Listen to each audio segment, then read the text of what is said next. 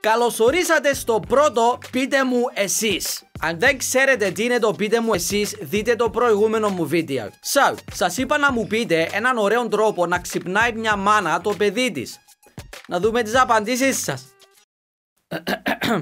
Με έναν τραγούδι του Justin Bieber, για να σηκωθεί το παιδί από μόνο του να το κλείσει.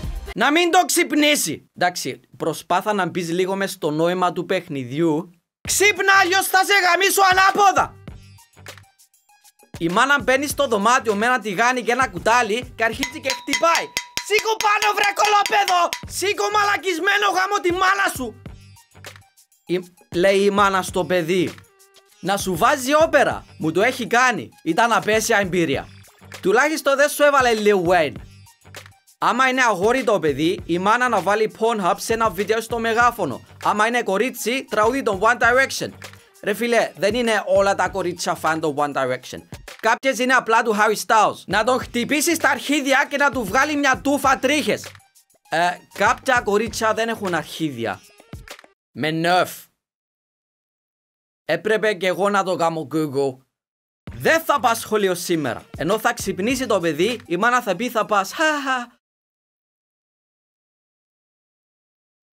Ξύπνα! Βλέπω τον Τούτζαϊ να περνάει έξω από το σπίτι μας. Γρήγορα, έλα να δεις. Είμαι τόσο διάσημος.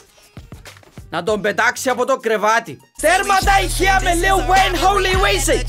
You mad bro? Άμα δεις κάτι γρά στο κρεβάτι της μάνας σου, φέρ τα δικά μου είναι. Ήσουν λίγο εκτός θέματος. Να κάτσει πάνω του. Να ανεβείς κάπου ψηλά. Και να πηδήξεις πάνω του. Να του μπήξει μια μπανάνα στον κόλο. Γίνεται μη γράφετε sex comments. Με dildo.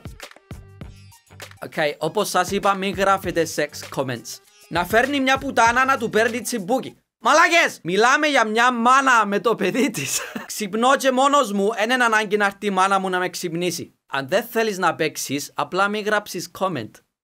Πέ μου εσύ ρε! Το παιχνίδι λέγεται πείτε μου εσείς. Να ξαπλώσει δίπλα του και να του πει ωραία περάσαμε χθες το βράδυ. Η μάνα του παιδιού της. Ένα ποτήρι με παγωμένο νερό. Κούβας με νερό. Νερό. Νερό, νερό, νερό, νερό, ναι, πέταξε του νερό, ναι, οκ. Πετώντας τα κακά της που τα μάζεψε με σακούλα απ' τη λεκάνη στα μούτρα του. Ρε φίλε, ας σε ξυμνάει έτσι η δικιά σου, I'm sorry. Να του κλάσει μες στη μούρη. Του λέει ότι άμα δεν σηκωθεί θα του κόψει το ίντερνετ. Με μένα αυτό θα πετύχαινε standard. Απλά διαβάστε, θα πει η μάνα στο παιδί. Να τον κουνήσει. Προσπάθα να είσαι λίγο πιο δημιουργικός. Να του βάλει ένα χαρτί ανάμεσα στα δάχτυλα των ποδιών του και να πάρει φωτιά.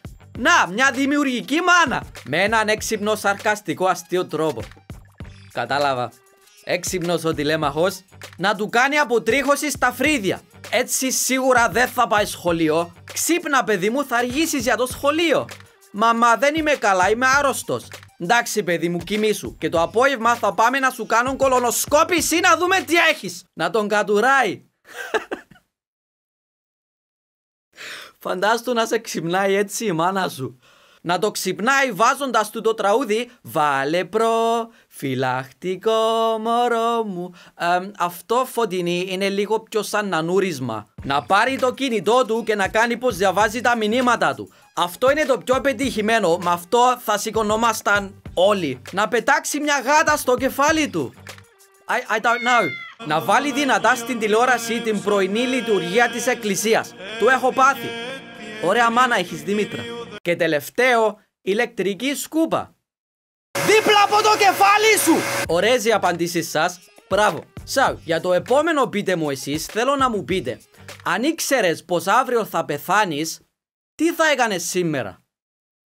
Like please γιατί με βοηθάει. Subscribe αν δεν είστε subscribed. Και γράψτε τα comments σας κάτω για το επόμενο πείτε μου εσείς. Την επόμενη φορά λίγο πιο σιγά. Εντάξει, συγγνώμη. Okay. Bye.